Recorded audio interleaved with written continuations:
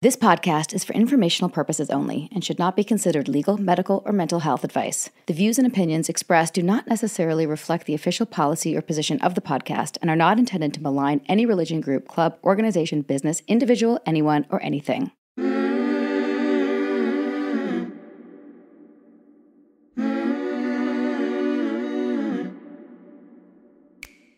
I'm Sarah Edmondson. And I'm Anthony Nippy Ames. And this is A Little Bit Culty. Cults are commonplace now. From fandoms to fads, we're examining them all. We look at what happens when things that seem like a great thing at first go bad. Every week, we chat with survivors, experts, and whistleblowers for real culty stories told directly by the people who lived through them, because we want you to learn a few things that we've had to learn the hard way.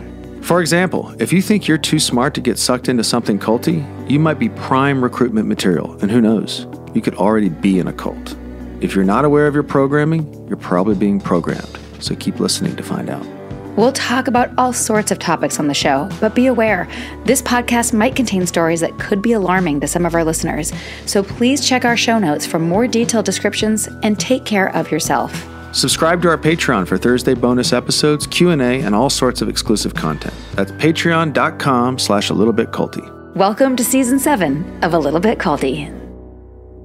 Sinking down to the depths of the ocean, hanging on to my love. If I let go of it all, I could leave. Hey everyone, and welcome back to another episode of A Little Bit Culty. Today's guest is Jonathan Hirsch, a journalist and award-winning podcast producer. He wrote and hosted Dear Franklin Jones, a podcast which we loved about his childhood in the Adidam cult. If you're not familiar, which we weren't, Franklin Jones founded Adidam in the 1970s. He drew from Eastern religion and pop psychology, both big in the counterculture movement at the time. Basically, he was a hippie guru. But over the years, Jones went from guru to something a little more radical. He believed he was the only path to enlightenment, a literal god. His people were convinced he had a supernatural effect on world events. Oh, and he used their money to buy a private island in Fiji. Sound familiar? Lots of themes. As his ego grew, so did the cultiness. Jones isolated his followers and treated them like servants. He controlled what they ate and who they had sex with. There were also reports of physical imprisonment on his island. Jones abused people in just about every way you can think of. Also, the sexual practices in Adidam ranged from bizarre to inhumane, so big trigger warning. Jones died on his island in 2008. He never became a household name like a certain other Jones, but he does have followers to this day. Our guest, Jonathan, was raised in Adidam. He had a chaotic childhood with guru-chasing parents, and overcoming that wasn't easy. In his podcast, Dear Franklin Jones, he grappled with his past and the man who had such a hand in shaping it. Jonathan's here to tell us what it's like for children growing up in cults. His story is fascinating, so let's welcome him to the show.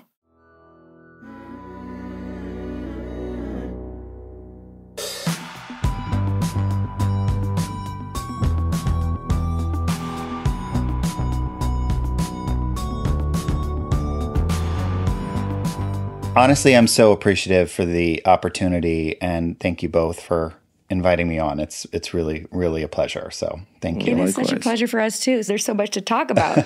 Well, I'm really happy to hear that. We're in watch and learn mode too. So I appreciate that so much. I think I can really relate to the sense that you're navigating very intense and sometimes dark places that people went to in their lives, that people go to when they join groups that use coercive control, cult-like groups. And many of us survive those things and try to build a life. And there's, at least for me, a lot of pain and heartache that went into finding what that life was going to be for me. But it doesn't mean I want to live in a state of desperation and sadness and pain forever.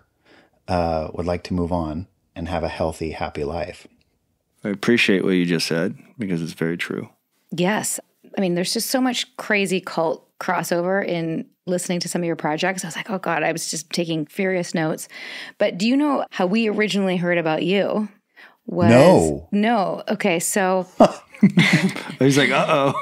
It's been I'm so fascinated. There's two things. Is that one, I was a part of a cult recovery organization that no longer exists, and Mark Laxer was on that board. Mark Laxer. Yeah, I know From Mark Rama. Laxer. Yes. Yes. So that's crazy. Secondly, when we had a new project and I was telling my friend, Josh Block from Escaping Nexium, right, about it. And he's like, you should talk to Jonathan Hirsch from Neon Hum. So that's when I started looking into your work. And that's when I made the Rama connection. But I didn't know anything about Franklin Jones. And it's weird because I feel like we know every single cult or cult-like or cultish figure that's ever existed. So particularly the ones that rhyme with Keith Raniere in practice. yeah, Right? especially ones that are so similar or crossed over in the same time period. So I was really kind of excited to find a new person, Franklin Jones, through you and Josh. So there you go. That's why we're here. Wow. Yeah. I mean, these groups do have so much overlap too. I was thinking about that the other day. Of course, Mark Vicente was the director on, Yes. What the Bleep. What the Bleep, which of course was co-created by a member of Rama's group. Yes. Then that was my other crazy crossover story. When you mentioned Will Arndt's name in the Rama, I Am Rama, which is fantastic, by the way, our listeners are going to love Thank it. you. More on that in part 2. Yes. I thought, wait, Will Arndt's, that's such a familiar name. Will Arndt's. And it's like, oh, What the Bleep, of course, which is, as you probably know, my foray into Nexium is through Mark Vicente and What the Bleep. Right. So what a weird little small culty, It really is. ex-culty world. I thought at some point it would be useful. I think part of my career now as a journalist and as a storyteller in this space is tracing some of the histories here that are unknown. I'm working on a project that we can get into as we discuss that kind of tries to trace some of that history. But I've also always thought, and maybe I will write this book someday, that there's a book in there about an era of charismatic spiritual teachers that sort of touched on this kind of post-hippie era zeitgeist among boomers in particular, who were looking for something more than the Eisenhower era white picket fence, who saw in the 1970s, after a decade of Vietnam, the sort of rise and fall, if you will, of the hippie movement, a professionalizing of a generation of people, many of whom were doing all sorts of crazy shit in the 60s and 70s into the 80s. And, at least for my parents, they saw that whole kind of contrast of people who were moving away from revolutionary movements, moving away from the hippie movement, moving away from spiritual exploration and drug exploration. They saw them as yuppies, right? Like that was a term that they used to distill the squares from the hippies into the 80s. And so for people like my parents, the New Age movement, which really gained steam in the 80s, was, I think, a kind of searching for reconciliation from a movement that they saw starting in the 60s that started to lose steam. And they're middle-aged by then. And it doesn't seem coincidental to me that by the early 80s, there was a proliferation of groups and teachers that kind of fit that profile, that fit the profile of Franklin Jones, that fit the profile of Rama.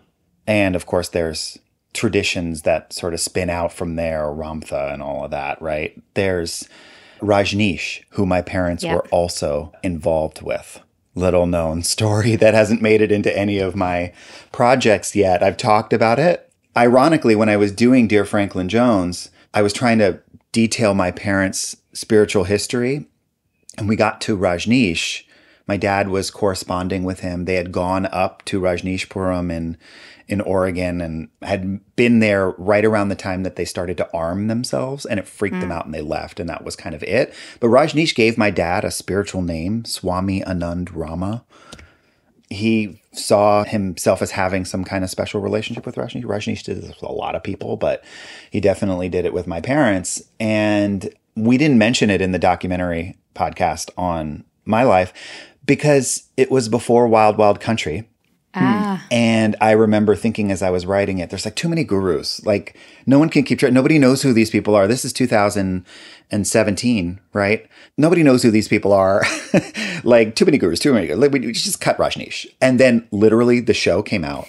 And I believe it was a handful of days later, 10 days later. That Wild Wild Country came out. And I was like, oh my God, now everybody knows who Rajneesh is. And I just cut the whole scene about my parents being involved with him.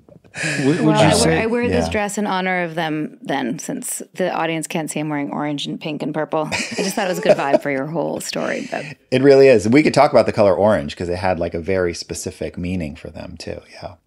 I was just going to ask, would you say that late 80s, early 90s is kind of like the New Testament versus the Old Testament kind of movements? It didn't work the first time. People got succumbed into yuppies, because that's the joke growing up. My dad said all the hippies that he knew grew up to be yuppies. Yeah. I mean, it's such a common, like, that's so edifying to hear, right? Because I really do think of a certain generation, we've missed that part of the history culturally. Like what excited people, the counterculture movement in the 60s was so dominant. Like culture is so fragmented by comparison today.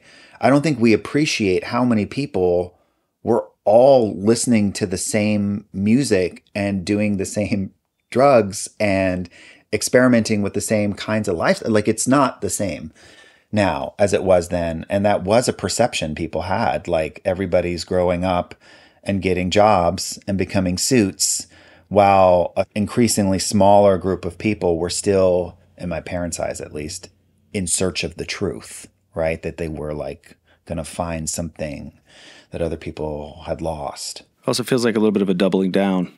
yeah. Right. Yeah. And speaking of that, we always start with like, what did you sign up for? What did you think you were getting into? And obviously you were born into it. So your parents were looking for the truth. They were on this spiritual journey. Tell us a little bit about what was going on for them and the precursors to meeting.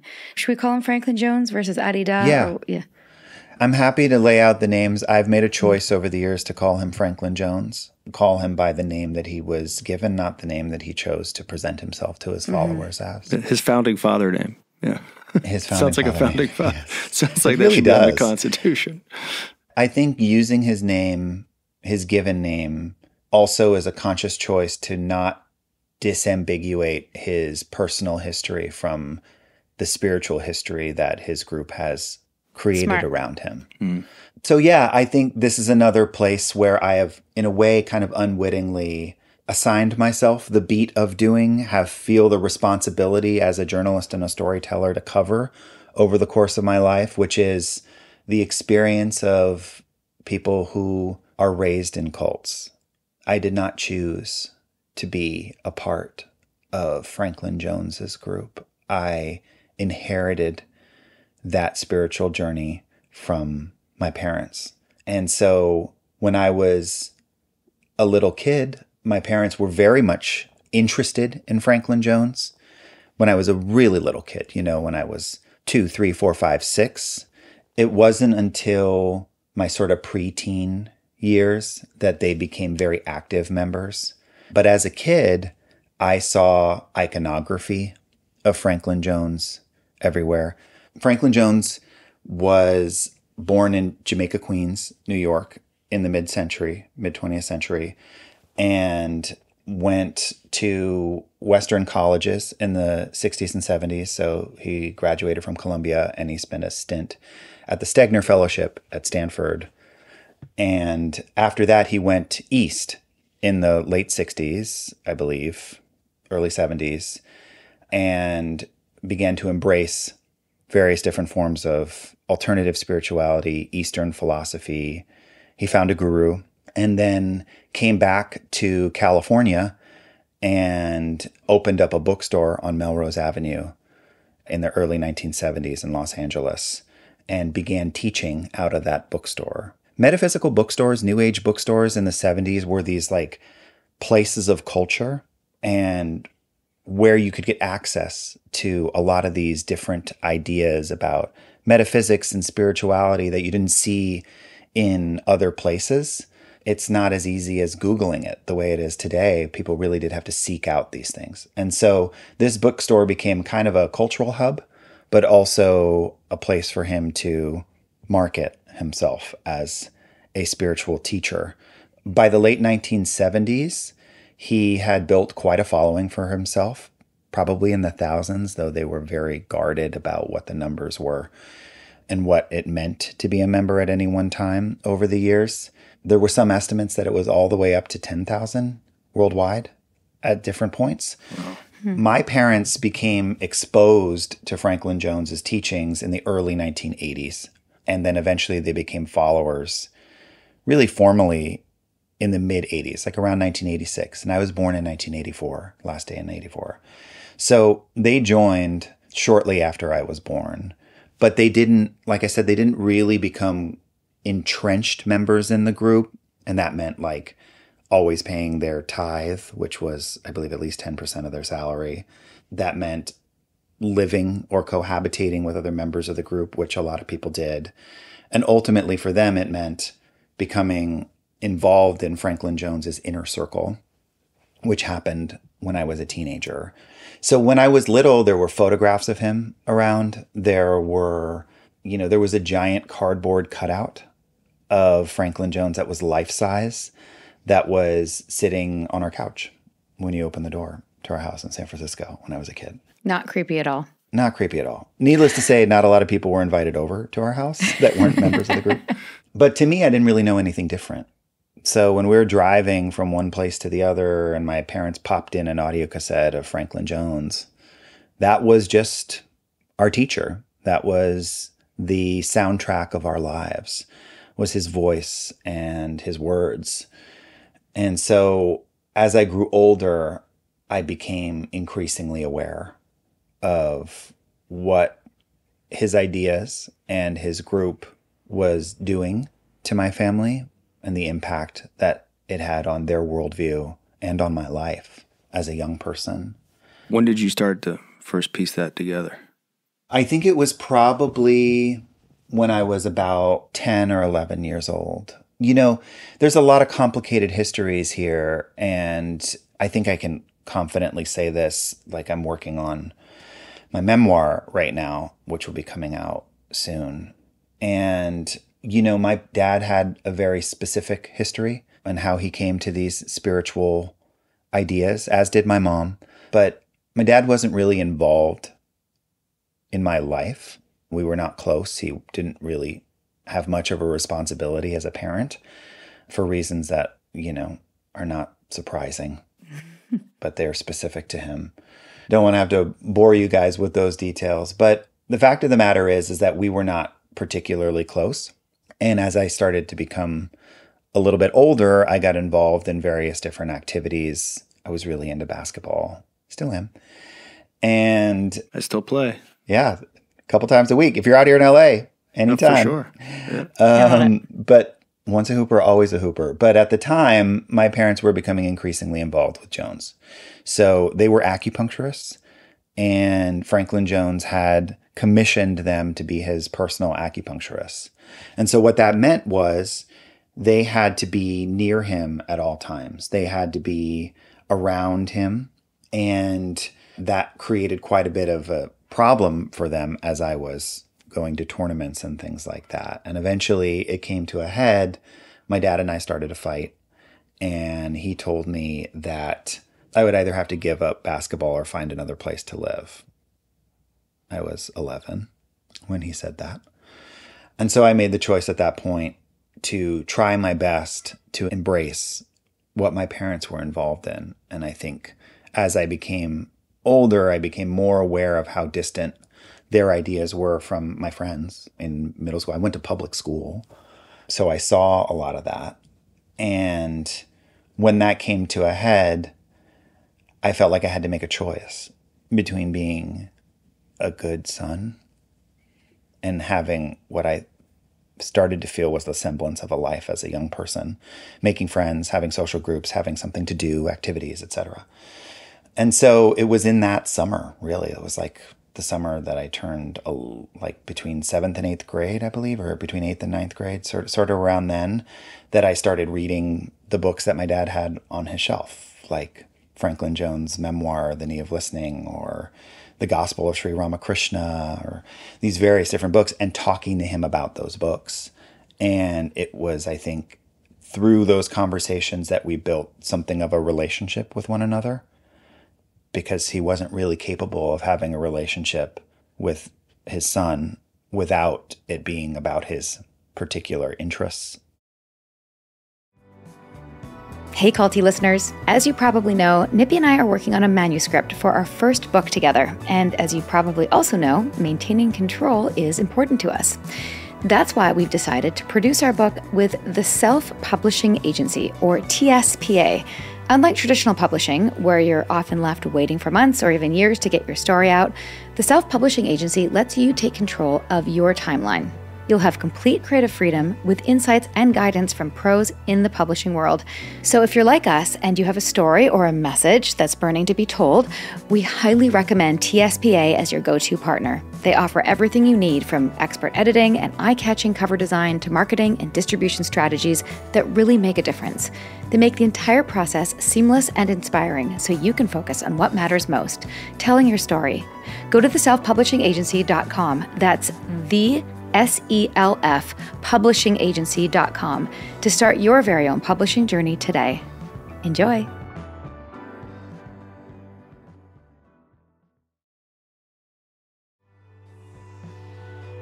This podcast wouldn't even exist without our amazing, supportive, generous patrons. Come find us on Patreon. We are at patreon.com/littlebitculty. Go there for bonus episodes, live Q&As with past guests, exclusive content, and lots of other goodies.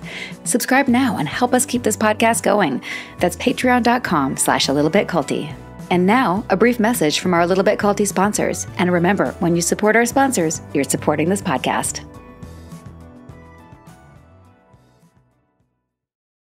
Need a break from the holiday chaos? The endless gift list, crowded stores, and nonstop hustle can take a toll. This season, let Via Hemp help you find some peace with their premium hemp-based products that are perfect for relaxation, focus, and even just a little fun. I've been using Via Hemp for a while now, and let me tell you, their gummies have been a game changer. Whether it's the THC gummies that help me unwind after a long day, or get me going before a lift, yes, I do this before working out, or THC-free options that keep me calm and centered during a busy week. There's something about their products that just works. They also have zero THC products. If THC isn't for you, you can still take advantage of their CBD line with products designed for sleep, focus, and energy that will keep you glowing all year long. That's what I love most about Via, the versatility. They've got options for whatever mood or vibe you're going for. Want to chill? Try their calming drops. Need a better sleep? Their CBD line has you covered. And if you're in the mood for something stronger, they've got products that range from microdosing to 100 milligrams THC per serving. And it's not just about the quality. It's about accessibility too. Via legally ships to almost every state in the U.S. in discreet packaging. No medical card required. Everything is lab tested, vegan, and sourced from trusted American farms. This holiday season, gift yourself some peace of mind. If you're 21 plus, head to viahemp.com to shop their huge holiday sale. For a limited time, Via is offering 25% off site-wide plus up to 50% off select items and bundle. And if you're hearing this ad post-sale, you can still save by using code CULTY for 15% off. That's VIIA hemp.com. Please support our show and tell them we sent you. This holiday season, enhance your everyday with Via. Okay, everybody. I know that I am super into all things health, and it's been a journey trying all the different pre-made and pre-packaged and services that provide healthy food. And I think I found the solution for me, because I think for everybody with grocery shopping, we all want healthier, and between work and life and everything else, we don't have the time or energy to plan and shop and cook the way that we want to. We are not all expert chefs or Martha Stewart or whatever. Sound familiar? Well, this has finally changed when we found our newest sponsor, Hungry Root. Hungry Root. It's amazing. It's the easiest way to eat healthy without the stress. Hungry Root is like having your own personal grocery shopper who knows exactly what you need. I typed in all my preferences, and then they handle the weekly shopping, recommending groceries tailored to my taste and health goals, whether that's anti-inflammatory, gluten-free, high protein. In my case, definitely high protein, and just eating more vegetables. Whatever it is that you're trying to do, they can tailor it to you. So this has been a total game changer. I told them I was looking for quick, healthy meals and snacks, and they nailed it. My last box included a delicious veggie stir fry, a steak, and Caesar salad combo, chicken fajitas for the kids that everyone just hoovered, pre-cooked chicken. I just had to heat it up, and this dreamy almond chickpea cookie dough I didn't even know that I needed in my life. Everything is so easy to prepare, and it fits into my busy schedule without compromising on quality. I even have a special section in my fridge now for all the snacks that I have ready to go when it's time to pack the kids' lunches. This has been such a weight off my shoulders. And here's the best part. Hungry Roots groceries don't have any high fructose corn syrup, no artificial sweeteners or preservatives. They only deliver high quality ingredients like meats and seafood, free from hormones and antibiotics, and their selections get smarter as they learn more about what you love. It's kind of like AI for grocery shopping. I don't know. I'm just loving it. So whether you need healthy snacks for kids or smoothie options, salad kits, or even supplements, Hungry Root has got you covered. It's grocery shopping made simple and guilt-free. So you are going to love Hungry Root as much as I do. Take advantage of this exclusive offer. For a limited time, get 40% off your first box, plus get a free item in every box for life. Go to hungryroot.com/culty and use code Culty. That's hungryroot.com/culty, code Culty to get 40% off your first box and a free item of your choice for life. hungryroot.com/culty, code Culty. Enjoy! You've heard from our sponsors. Now let's get back to a little bit culty, shall we? Your parents, from your series, your parents definitely were very committed. What was like, if you can kind of encapsulate the sort of the main pillar or pillars of his teachings, like how would you describe that? What was he trying to impart? It's always a challenge to talk about my personal history in the context of Franklin Jones because they're interwoven histories, right? Right. But so, yeah, forgive me, listeners, for not getting right to the point with what Franklin Jones believed and taught. But in the early 1970s, he was espousing a form of Eastern philosophy sort of inspired by Hindu traditions and Buddhist traditions that, you know, some people will be familiar with. It sounds vaguely familiar, like non-dualism. This idea that you through meditation and various different spiritual practices, you can come to see the world as inherently interdependent. That all the people and molecules and minds and things that are part of the world that we live in are part of also what he would say is sort of abide within a universal consciousness. Keith Raniere says what? Yes, right? This is not a new idea. And word. in many ways, the soup of these ideas that sort of began to foment in the 60s and 70s sprung out into various different branches of the same tree, which was this idea that there's a universal being or consciousness and that there's some way to access that. And by accessing that, embodying that universal consciousness, this sense of oneness that you might experience in meditation or whatever, you become, quote unquote, enlightened. Now, there was one very, very important distinguishing factor with Franklin Jones in that tradition that he borrowed from, which was this notion that somebody could help you get there. That if you focused on a person, specifically your guru, they became a mirror for who you were. And eventually, if you focused on that person long enough, that practice would result in a form of spiritual liberation. That's what it started as. This idea that you have this spiritual friend that maybe you meditate with or on, but he's not different than you. You are the same. You are walking alongside him, as it were.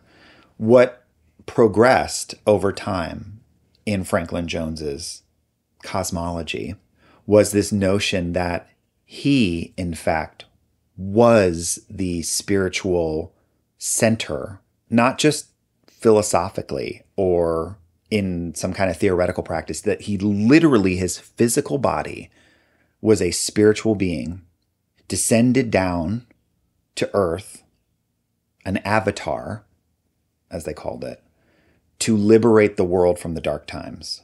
Or, they borrowed from more Indian ideology, the Kali Yuga, this sort of, that we're in this era of dark times.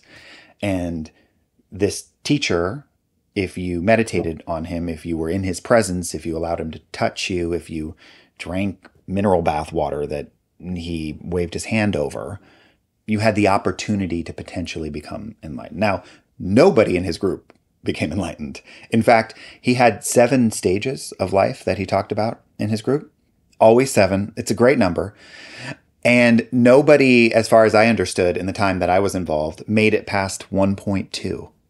Oh, geez. Like, there's just such an irony to that, right? This is this idea that you're always like, you're in this multiple lifetime quest to be liberated, and that this person had the thing you didn't. And I will tell you that the words of Franklin Jones, and they appear in the podcast, that stuck with me, that I could never get past, even when I embraced that philosophy with my parents, even when I started going up to their compound in Northern California, even when for a period of time I lived on that compound and was like a servant to the grounds and did all this stuff around where Franklin Jones lived on this compound, went to all the meditations, woke up at 4:30 in the morning and meditated, and did the things, tried to be the good spiritual practitioner for my parents.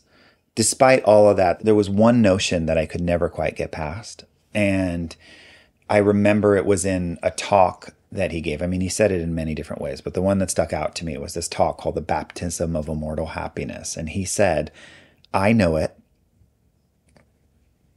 and you do not. Absolutely. And all miracles are potent in my heart. And so I have come here to give you everything. And that phrase, still to this day, gives me chills every time I say it. Like, it bounced around in my mind for years. I was like, how can somebody know this? What is it? It's in him, it's not in me. I'm supposed to get it. And, there was this complex gymnastic routine that we all went through to believe that we were moving towards whatever it is he was offering. But every time you kind of took a step in one direction, it was like a maze. You just get like blocked off, and then you move to the other direction, and then another one, and then another one. And before it, you spend a lifetime trying to achieve this thing he's promising that he'll give you. I have a question about when you move forward in a direction of something and it's blocked off. Was the blocking off something that was explicit and overt, you could tell, or was it sometimes like a hidden force where something caused whatever you were doing to derail and you couldn't quite quantify what that was? Like, how was it done? I think it was just always that his bar was changing, and he established that. So he would do things like he would have a group of followers who were chosen as being like slightly above the other followers.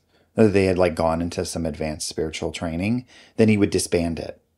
And then he would like do it again and then disband it. And towards the end, as he became increasingly marginalized as a spiritual figure in the New Age community, in the world at large, after multiple controversies played out in the press about him, including sexual abuse allegations and all of the accusations of being a cult, he became increasingly frustrated with the few people who remained who were around him because he saw them as like spiritually inferior. In fact, he used to say that only the worst of mankind come to me. That's what he used to say. What a and blow yet to these your people, self-esteem. It's not a sales pitch. my experience of being a part of that group is that those ideas about spiritual inferiority, those ideas about how far from the truth we all were and how necessary he was to answering those questions about like what our life is for and enlightenment and all that stuff was very damaging to me. And specifically, I'm imagining the level of like your own self-worth that you'd have to feel to stay there. Right. Because you're believing that what he's saying is true and that you are less than, and then also that he provides the path to be better. Right. I am the way to me, as they say. Oh my God. Which I think is kind of like, I mean, it's horrific and also a template that all these leaders do in some way. Yeah. With Keith as well. Like, you're broken Keith, and I have the path. Keith has the caveat where he doesn't claim he's the guru. Yeah, he had this whole he does the faux humbleness. thing. Like, I'm not a guru. I'm just sharing these People would things that ask I've him learned. questions about integration and what it's like to be integrated, and he would do like a faux, well, I don't want to be the person you see as someone who's integrated. However, he would Right. do a lot of word salad, but he would basically do a faux humble routine where don't see me that way, Right. Like he would claim to not be, doing it while Yeah. pretending not to do it. because a It's kind true of- guru wouldn't have the ego to say they were the, Right. like, I think he may have learned from some of these people, like Yeah. what works and what didn't. I don't know. It's my Well, it's an take. inherent objection, I mean, I think you saw his inconsistency. And then, so I think that allows him to have inconsistencies in front of you by claiming not to be the example.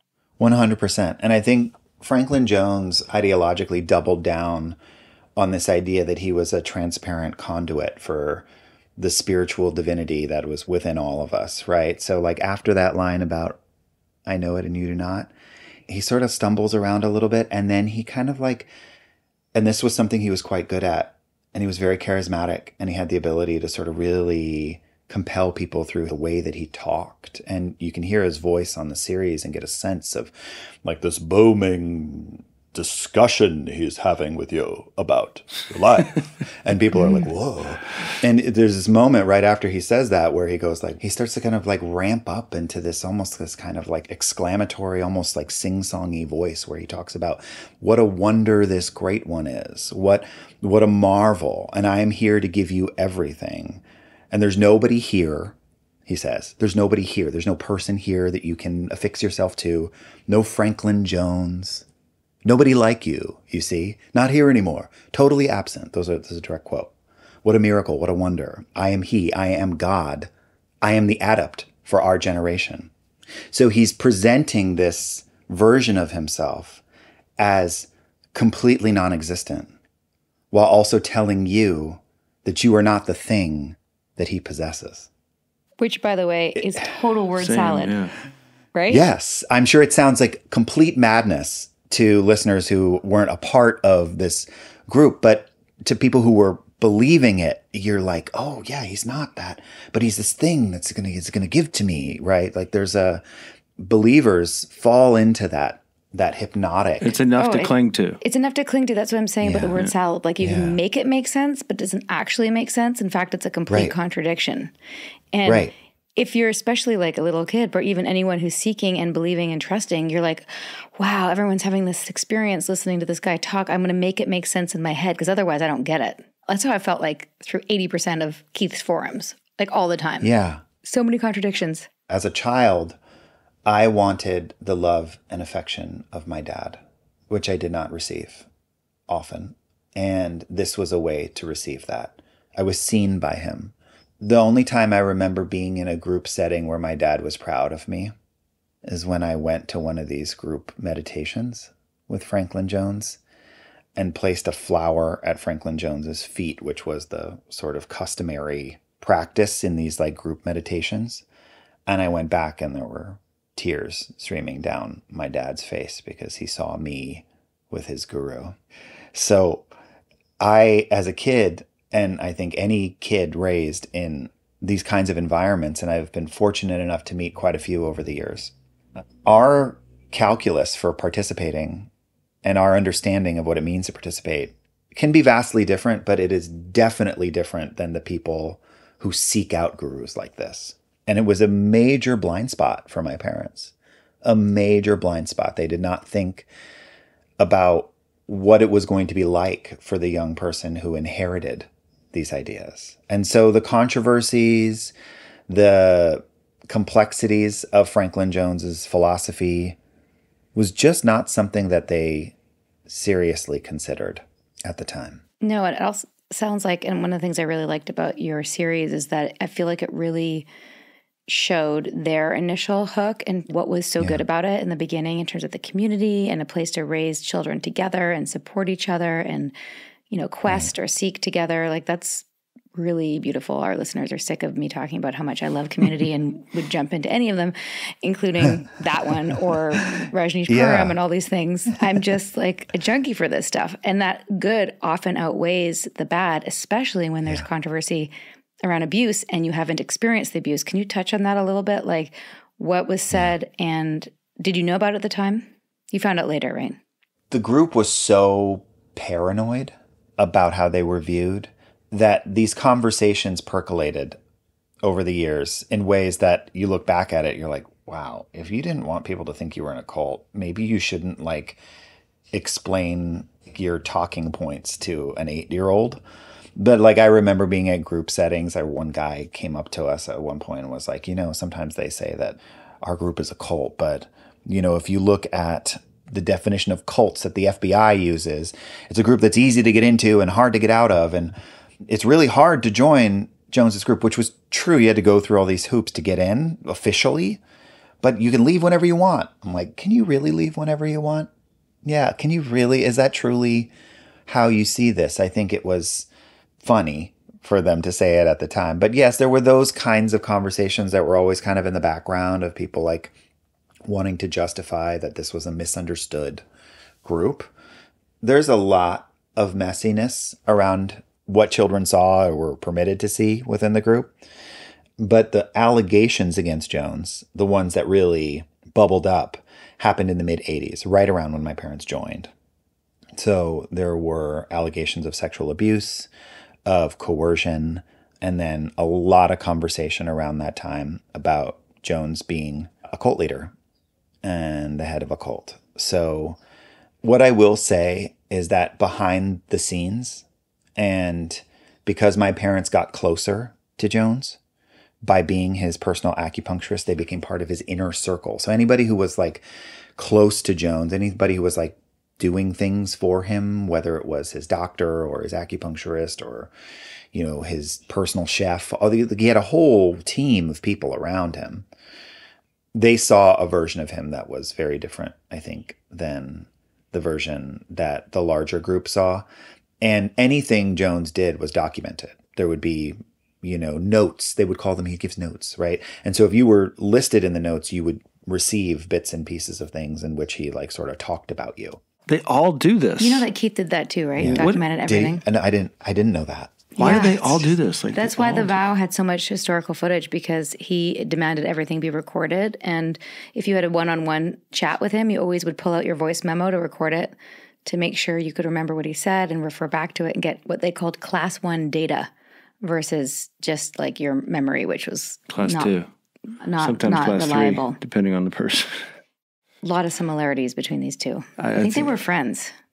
I could see it. For more background on what brought us here, check out Sarah's page-turning memoir. It's called Scarred, the true story of how I escaped Nexium, the cult that bound my life. It's available on Amazon, Audible, and at most bookstores. Highly recommend, of course, because she's my wife. And now, a brief message from our Little Bit Culty sponsors. Remember, when you support our sponsors, you support our podcast. Need a break from the holiday chaos? The endless gift list, crowded stores, and nonstop hustle can take a toll. This season, let Via Hemp help you find some peace with their premium hemp-based products that are perfect for relaxation, focused, and even just a little fun. I've been using Via Hemp for a while now, and let me tell you, their gummies have been a game changer. Whether it's the THC gummies that help me unwind after a long day, or get me going before a lift, yes, I do this before working out, or THC-free options that keep me calm and centered during a busy week. There's something about their products that just works. They also have zero THC products. If THC isn't for you, you can still take advantage of their CBD line with products designed for sleep, focus, and energy that will keep you glowing all year long. That's what I love most about Via, the versatility. They've got options for whatever mood or vibe you're going for. Want to chill? Try their calming drops. Need a better sleep? Their CBD line has you covered. And if you're in the mood for something stronger, they've got products that range from microdosing to 100 milligrams THC per serving. And it's not just about the quality.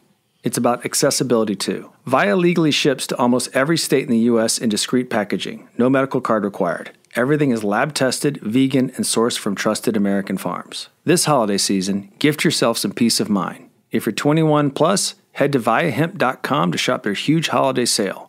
For a limited time, Via is offering 25% off site-wide plus up to 50% off select items and bundle.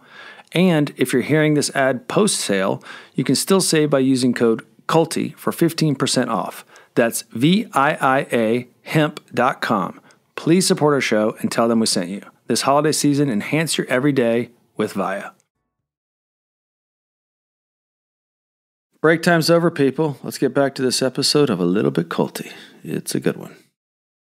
But the other sort of through line that we see is the response. And this is like textbook. We should put this in the book. When Nippy and I are writing a book about everything we've learned since starting the podcast so we can give it to people who've just come out. Like the book we didn't have when we were newly fresh out in the real world. But one of the things we notice is that all of the claims are responded to with the leader or the leadership or the, the Greek chorus around the leader saying, well, that was just a woman scorned, or that she's, bipolar, or they are not reliable sources because they went crazy or they had it's never that's something that the leader did. Had you heard that when you were a kid, or is that later when you did the series? Yeah, it was when I did the series later that I became sort of familiar with that idea. I think people were very quick to dismiss anybody who wasn't a part of the group. They were called, and I mentioned this in the series too, that, it was very common to sort of have the world divided into two camps. There was the community, which is the word we use to refer to ourselves, members of Jones's group, and the world. So anything that was of the world was worldly. It was not part of the community. It was separate from it. Us versus them. Us versus them, yeah. And community and world, I know, is not unique to them either, to Franklin Jones's group. Like, it was a common enough way in which some of these groups characterized the way that they wanted to divide the world. So people who left the group, people who spoke out about the group, they were considered worldly. And they couldn't possibly understand what Jones's teachings were offering because they were motivated by the superficial, material, impermanent world of the world. That was like what the world was. Like somehow we were impervious to those things inside the walls of the group, even if Franklin Jones was wearing the most expensive suits that he could find, even if he owned an island in Fiji, even if there was a team of people around him day and night to do his every bidding. That was a way to show reverence and devotion to the spiritual source that you were focused on. That was not hypocritical in any way. I'm going to blow your mind here. Did you know that Keith also had an island in Fiji? No. Yeah. You gotta be kidding me. No. What's up with the islands in Fiji? Well, They're remote. Do you know the name of it? I just so. wonder if it's the same one by any chance, because there's not that many islands, are there? It was off of Taveuni. They called it Naitumba. Okay, this was Wakaya. I think the Fijian name was Naitauba, but yeah. All right. This was And Wakaya. there's no extradition in Fiji, too. Yeah, so that's why he was a flight risk and couldn't be out on bail. But Claire Bronfman bought him this island just in the last few years of our existence there. And we got to go, actually. We got to go because by then we were inner circle. It was very pretty, but it was also very weird. Say we were inner circle. Yeah. Well, we were inner circle-ish enough to be invited to Fiji, but not inner circle enough to be part of the, late night activities. Yeah. Well, Franklin Jones purchased his from, the group purchased it from Raymond Burr, the actor. The actor? Oh, no way. Yes. Really? Yes. Yeah, Raymond Burr owned the island, and maybe it was his estate at that point that was selling it off, but they purchased it from him. And the group still owns it to this day. What were some of the things, and we've talked a lot about them already, there's allegations and there's these inconsistencies and these things are bouncing around in your head. Tell us also, and maybe this wasn't a red flag, but it certainly was for me listening, tell us about the Oedipal sessions, the EM equivalent of this group. Oh, the Oedipal sessions. So there was this idea in the group that we were programmed to behave a certain way based on childhood conditioning. And that childhood conditioning fell neatly within a behavioral dynamic that was inspired by Freud's concept of the Oedipal or the Oedipal complex. So psychologist out there, forgive me for the broad brushstrokes. I'm not a professional, but the way it translated in the group was you had to, quote, do your Oedipal when you joined, which meant you went through these kind of group therapy sessions in which you determined how the Oedipal complex was playing out in your life, how childhood experiences compelled you to behave a certain way. And so for those who aren't familiar with the Oedipal complex, it's this idea that every individual seeks an attachment, a sexual relationship with their opposite sex partner, and alternately also that you wish to eliminate the same sex parent in order to be with your opposite sex parent. Okay, so to simplify that, that meant that every boy growing up wants to sleep with his mother and kill his father.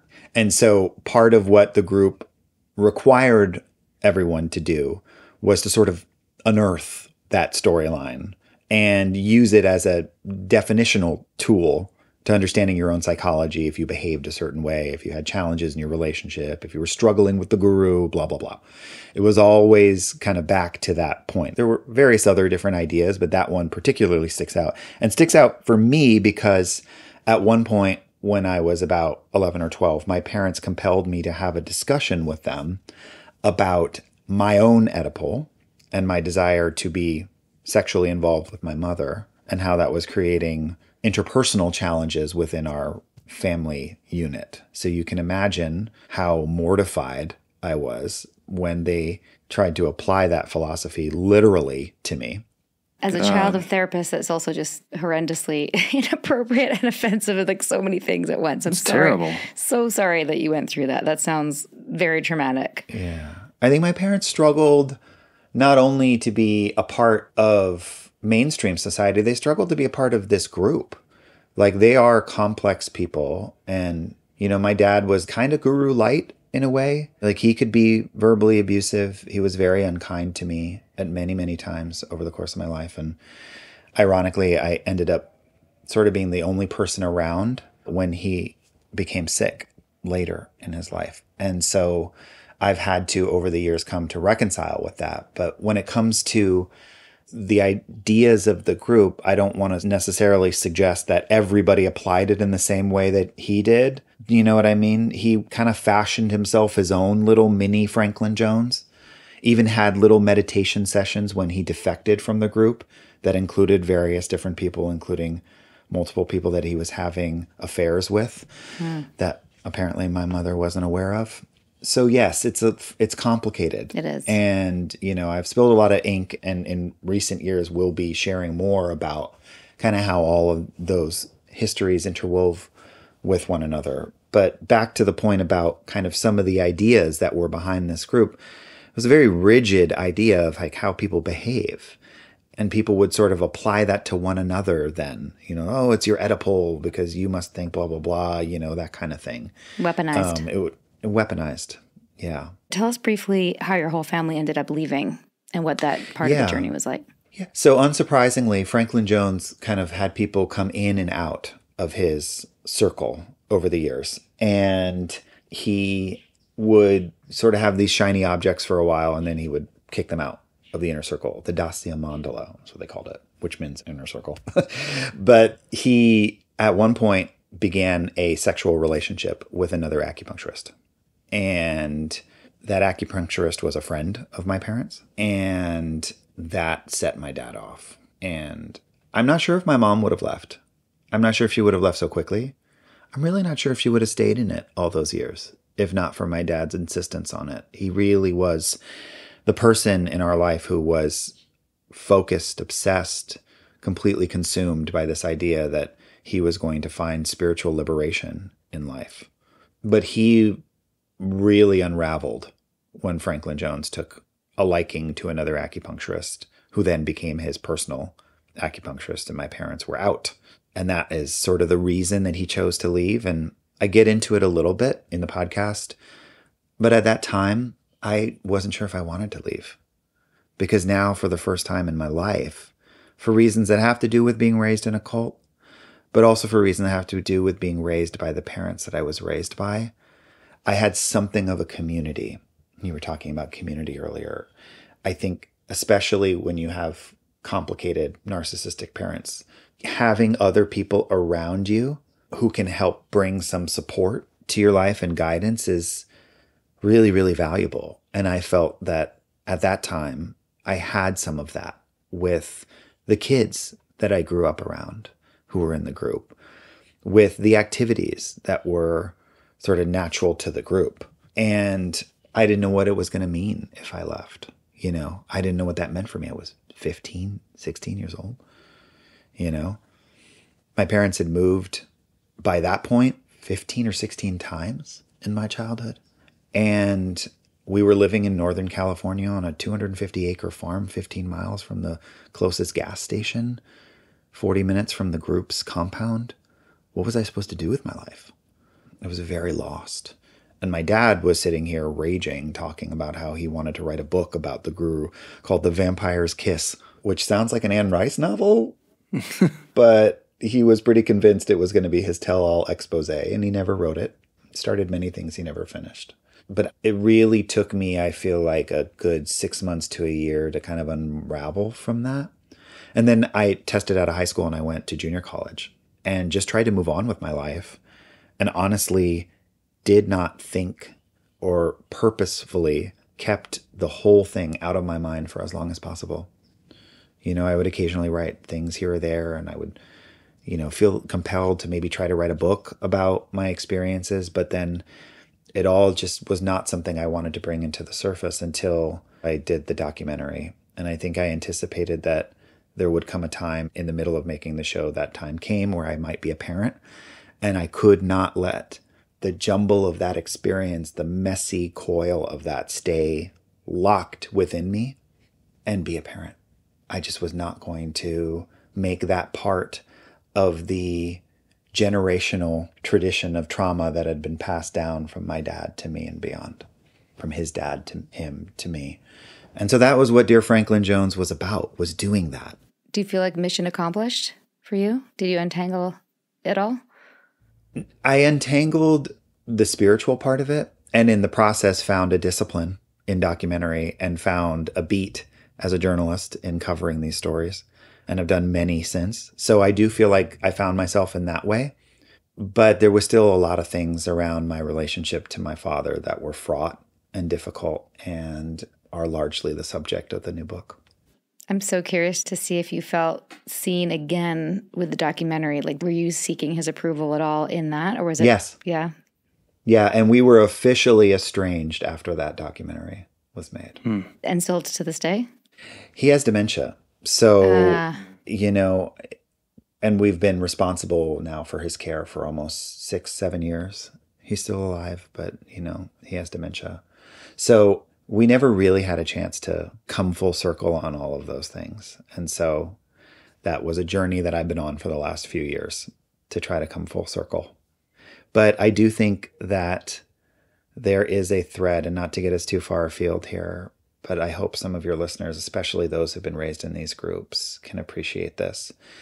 When I first heard that there was studies that were corroborating the idea that there was like almost a cellular impact of trauma that moved generationally, something resonated in me when I heard that, because I recognized really for the first time that it was more than just an idea or an experience or one experience passed down to another, but a sense that like I had inherited a certain degree of burden from one male in my life to the next. I mean, from my dad, who grew up in wartime, to his father, who was raising kids in the middle of a war in Hungary in the 1940s, to his search for truth and liberation and freedom and happiness, which was fraught with all the things that he couldn't resolve for himself. And then me inheriting that relationship with him and trying to be a good dad in the middle of that to 2 boys.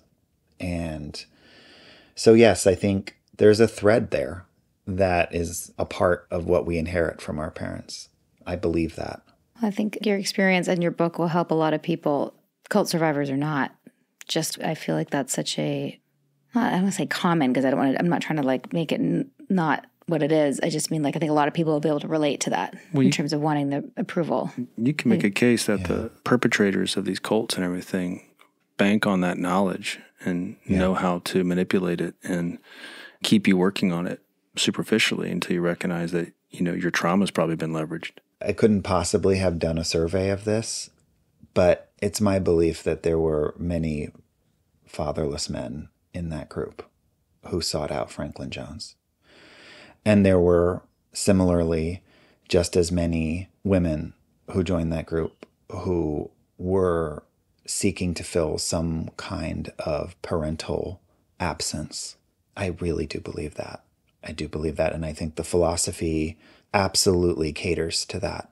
It allows for that kind of, when you're a kid and you're seeking the affection of the parents that are right there, and you're listening to this man tell you he has everything you've ever needed that you don't have, it's puzzling. But when you don't have so many things and you go out into the world as an adult in search of them, when Franklin Jones says to you, I know it and you do not, and all miracles are potent in my heart, the perception of that experience is principally different than it is for your children.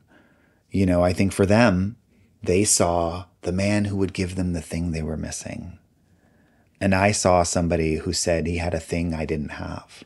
And I do feel like it's an underreported part of the story of cults and their impact is the kids and their experience of those groups. I wish I had had an opportunity to meet Tim Guest, the author of My Life in Orange. I don't know if you guys have ever read that memoir. Came out about 15 years ago, and it's about growing up in Rajneesh's group. And when I read that, I was like, oh my God, I'm not alone. There's somebody else who has gone through this. And in the years since, I've certainly met quite a few different people from different groups who have been able to help reflect that back, that, you know, being raised within a cult is different than those who seek out those groups. And it comes with all kinds of other complex challenges. It seems that the Oedipal exercise is something that if you have a secure relationship with your parents, that's something that would seek to destroy it. I imagine the emergent property of a lot of those exercises was a chasm between kids and their relationships with their parents. 100%. It's completely misguided, right? Like no awareness of like the state of mind or the experience that your kid is. And so I think, you know, to try to be generous to them, I think they were so full of need for resolution, for spiritual fulfillment, that they didn't have space in their head to think about sort of what those actions would result in. And boy, do I wish they did, but it just was not the case for them. Well, Jonathan, thank you so much for sharing your story. I know there's so much more to it, and people can listen to the series. Can you just share what it's called and where to find it? Yeah. Thank you both so much for having me on the show. And yeah, the name of the podcast series is Dear Franklin Jones, and you can find it wherever you listen to podcasts. Do you like what you hear on A Little Bit Culty? Then please do give us a rating, a review, and subscribe on iTunes, Spotify, or wherever you listen. Or even better, share this episode with someone who you think needs to hear it. Maybe they're in a cult. Maybe they're a little bit susceptible. Just share the love. Thanks. That's the end of part 1 of our interview with Jonathan Hirsch. Stay tuned for part 2, coming soon to A Little Bit Culty. Sinking down to the depths of the ocean, I'm hanging on to the weight of my love. If I let go of it all, I could leave, but I know I won't. A Little Bit Culty is a Trace 120 production, executive produced by Sarah Edmondson and Anthony Nippy Ames, in collaboration with Amphibian Media. Our co-creator is Jess Tardy. Audio engineering by Red Cayman Studios, and our writing and research is done by Emma Deal and Kristen Reeder. Our theme song, Cultivated, is by the artists John Bryant and Nigel Aslan.